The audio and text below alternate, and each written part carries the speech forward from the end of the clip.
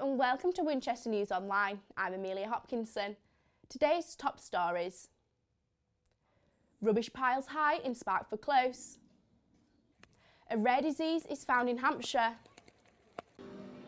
And Romsey's Hillier Gardens light up for the build-up to Christmas.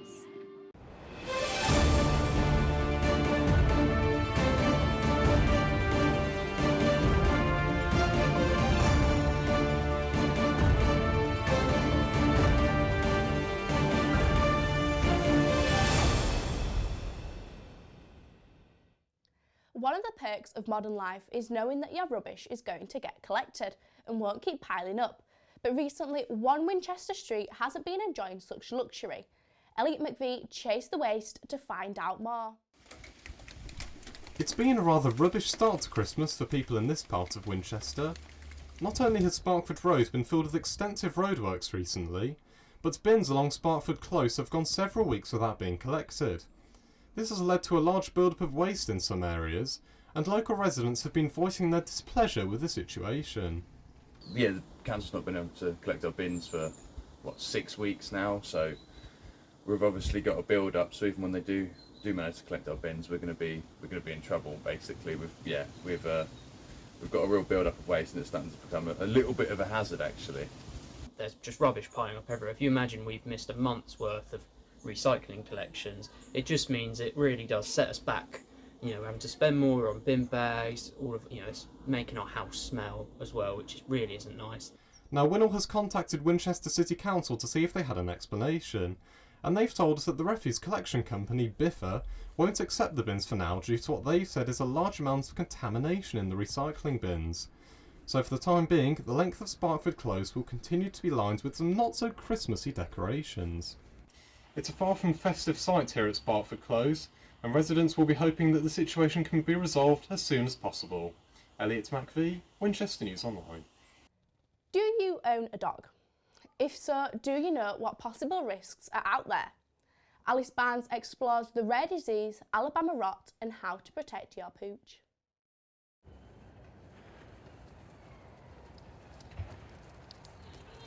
A warning has been issued to dog owners around Hampshire to look out for Alabama rot. There have been 292 confirmed cases in the UK since 2012. This disease attacks the kidneys of dogs and can affect any breed and any weight. The disease is suspected to be in Chawton Woods near Alton. I decided to take a survey to see how much the general public knows about Alabama rot. As shown by these answers, it's pretty unknown. So how can you spot it? Signs of Alabama rot include skin swellings, lack of appetite, lesions and sores, especially on the legs. These signs need to be spotted early, so vets can begin intensive treatment as soon as possible. And where does it even come from? It's suspected that toxins in mud could be the culprit. It's recommended to wash down your dog's legs and paws after a particularly muddy run, especially in autumn and winter. It is a rare disease and shouldn't stop dog owners from having fun with their furry friends outside, although you should be mindful and take the precautions to protect your four-legged friend. For more information on Alabama rot, visit the Anderson Moores Vet website. This is Alice Barnes for WINOL News. Have you ever thought about retirement?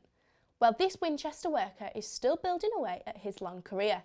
Jack Butcher is 85 years old. Yep, you heard me right, 85. And he is still continuing to dig away at his construction sites. Molly Keane put on her safety boots and hard hat to talk to Jack about what his foundations are for a long career. Here in the UK, the average age for retirement is around 65. After many years of working, it's something that many people look forward to. But for one construction worker, this was not the case. Meet Jack Butcher. The 85-year-old has been working in construction since he was 15 years old, and as you can see, he is still as passionate as ever. When it comes to retirement, I retired for about a week. I got so fed up with it. Mr. Butcher's love for demolishing and digging has spanned many years, but do the younger generation have the same attitude? No, they haven't got the passion for operating machines like I do, or my son. My son's been He works on here. He drives a digger like mine. He's 52, and he's been operating since he was 16 years old. I've been working in the industrial unit for 64 years now. Although Jack is remarkable, he isn't the only one still working later in life. According to research done this year by The Guardian, the number of women who continue to work after the age of 70 is up 66% since 2012, compared with a 58% increase for men. I'm Molly Keane for Winchester News Online. Local barbers helped raise £2,500 for men's mental health through Movember. Jacob Rayner went to find out more. One of the local businesses that went a step beyond for Movember was Bond's Barbershop, located right in the centre of the city. Bonds had never hosted an event before this, yet enjoyed great success hosting 2 Magnum PI themed parties, both in Winchester and Broadstone. It was quite chaotic. We started organising in September, and I kind of felt like I wish I had more time to organise it because there was just so much to sort out. At Winchester's event, over 50 people showed up, and they raised around $2,650 combined. Raffles were held on the night with 50 prizes up for grabs, which were all from local businesses around Winchester. There was also a variety of games, as well as a moustache competition, where the highest voted contestant won a prize. The reasoning really behind the whole Movember Nights for us as a company, unfortunately a year ago we lost a member of staff to suicide. He worked in our Wareham branch, so we wanted to do something positive this year on like the first anniversary of his death to sort of show that, you know, we're sort of still helping towards those unfortunate situations. Bonds have stated that following the success of this year's event, they hope to make the Movember fundraiser an annual tradition and aim to go bigger and better next time out, with the hope of even doubling the amount raised this year. Movember's site is always open. If you don't have the money, there's always next year to take part yourself. Jacob Rayner, WINOL News. What books will you be reading this Christmas? And how will you choose? Olympia Ackenrich has been to a bookstore in Southampton to find out what influences us when faced with thousands of novels to choose from. I went to my local independent bookstore in Southampton to find out whether social media was helping or hindering the way people choose the books they want to read. I'm here at October Books to find out whether social media is affecting local independent bookstores. Amelia Simpson, shop assistant at October Books, explains to me what her views were on the matter. It's like we want a little hand to hold us everywhere. So yeah, often people come in here and either they're dead set on a book because they've seen it or somebody's spoken about it, or they're like, what should I buy? Is this good? Or like I said earlier, people say, oh, I have loads of books at home, but I never read them, or I never have time to read them. But there's still that inherent desire to buy books, even if people don't manage to read them or want to read them at the end of the day. On TikTok, videos of people recommending books has led to an increase of book sales. The hashtag BookTok had formed in the midst of the pandemic in 2020 and has since gained over 200 billion views 3 years later. Hoping to boost sales, October Books began promoting BookTok titles with shelves for customers to view the latest trending titles. October Books is not only a bookshop but a community space where they support their local authors. Most local authors won't receive a large publicity from anyone and will have to self-promote their books online, where most will turn to social media to achieve this. Social media such as Facebook and Instagram and TikTok does actually promote authors' books. There also is a downside because although the authors' books are on Kindle, it does stop people actually buying hard copies. On a personal note, personally I believe having a hard copy as a book in your hand, there's nothing quite like that. Light Up Trails have showcased their magic at the Harold Hillier Gardens again this year, keeping the Christmas spirit alive in Romsey. Oshan Davis took a stroll through the gardens. Award-winning producers at Light Up Trails are back at the Sir Harold Hillier Gardens for this Christmas season with promises to shine the gardens brighter than ever before. We're so excited to be here, and we love being at Hillier Gardens, and we've got loads of new things to show people, and it's so fun when you've been planning things for so long to see how people interact with them. And we hope we'll be here next year, and preparations will begin already, because we will be looking at the way people interact with the light and what they love and how we can enhance it, and do some research and development through the year to make things better. Once again, Light Up Trails have brought the festive spirit to the Hillier Gardens. With lots of interesting and creative visuals, paired with hot food and drink, it is no wonder this annual event is becoming so popular. It's just beautiful, the flowers, the lights, really unforgettable experience. I'm really pleased that we came here tonight. Really, one word, magical. Well worth it, really enjoyed myself today, and my daughter and my wife have. It was beautiful. We came last year and booked as soon as we could for this year. The Sahara Hillier Gardens will be shining all through this year's Christmas period, so there's still plenty of time to experience all the magic. Oshan Davis, Winchester News Online. The Firehouse pub is set to close straight after New Year's Eve. Olympia Ackenrich explains further.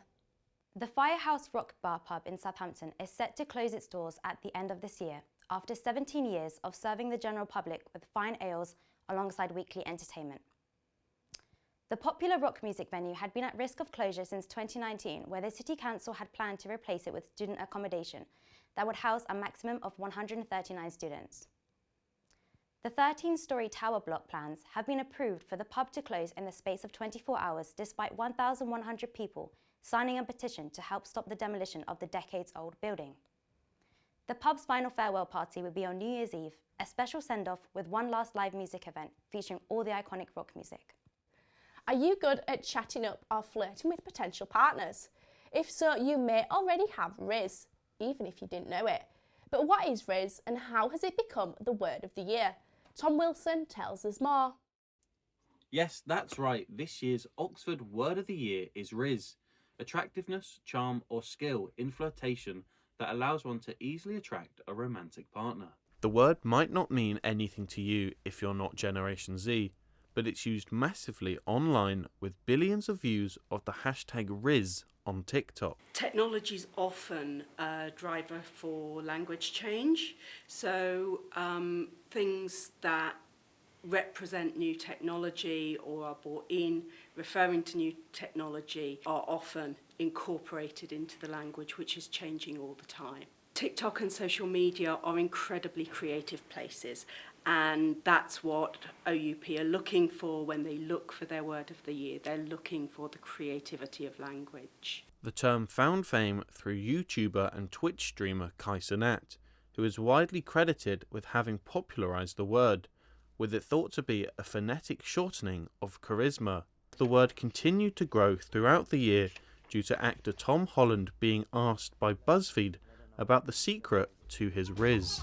I have no Riz whatsoever. I have limited Riz. My brother Paddy has ultimate Riz. Riz was one of 8 words on a shortlist, all chosen to reflect the mood and character of this year. The list was narrowed down by a public vote before Oxford crowned Riz as the overall winner. I just think it's a bit silly. There's so many better words. Not that I'm going to name any, but I think there's better ones. Should have been Swifty. Swifty was in the running, so can't see why it wasn't. I work with kids, I hear it a lot, and it's just a kind of meaningless word. Oh, really? I love the word Riz, yeah. I don't know what Riz is. The other finalists were Prompt, the instruction given to an artificial intelligence program that influences the content created, and Swifty, the name given to an avid fan of a certain singer. Tom Wilson, Winchester News Online. This time last year, there were concerns about if there were going to be enough turkeys available for Christmas dinner due to a tough year with bird flu.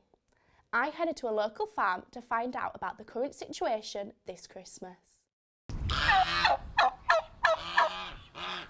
Here in the UK, turkeys are the most popular meat to have with your Christmas dinner. In a survey conducted by Winchester News Online, it confirmed that this was the case, with over 50% of people who took part in the survey saying that they would be having turkey. Last year there were huge concerns as to whether there would be enough turkeys to go around, as half of Britain's free-range Christmas turkeys were lost to bird flu. Bird flu is very, very critical problem. If we get bird flu here, unfortunately, if it's identified in one of our birds, all of the birds everywhere on this premises have to be killed. Currently there's nothing around here, so we haven't got regulations clicking into place at the moment. This year we don't have to worry about bird flu affecting our Christmas, as there's plenty of turkeys to go around. But like with most things, there has been a noticeable price increase. Some stores have increased the price of their birds by around 20% since last Christmas. In our survey, we also asked which store they were planning on getting their meat from, in which most people said they didn't know, as they weren't the ones cooking, or from the butchers. Around a third of all the people asked said they were planning on getting their meat from M&S, Aldi, Tesco, Asda or Morrison's. All 5 of these stores have a range of turkeys on offer for shoppers, also with a huge price range. The cheapest turkey can be found at Aldi for £12.17 for a 3.25 kilogram bird. But if you're feeding a large family and need a large turkey, you're looking at paying £153 for a 9 kilogram turkey from M&S. So, how much would you be willing to spend on a Christmas turkey? Amelia Hopkinson, Winchester News Online.